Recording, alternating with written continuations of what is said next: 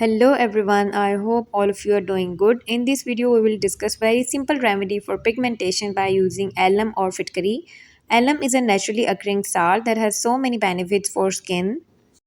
Alum helps to improve the skin tone and texture, remove the dead skin cells and promote natural glow, reduce the clogged pores and also remove blackhead and whiteheads, helps to fight acne and pigmentation.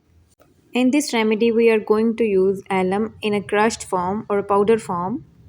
It's a recommendation for those who are having very sensitive skin that they can use it only once in a week. Three ingredient remedy. You have to take 1 tablespoon of powder alum, half tablespoon of vitamin E, and add half tablespoon of coconut oil. Mix all the ingredients and apply it only on affected area or pigmented area. You can use it twice in a week. Massage it for 5 minutes and then you have to leave it on for 15 minutes and rinse it with water. I hope you will like the video. Don't forget to share your experience after using this remedy in comment section and subscribe to this channel for watching more such videos.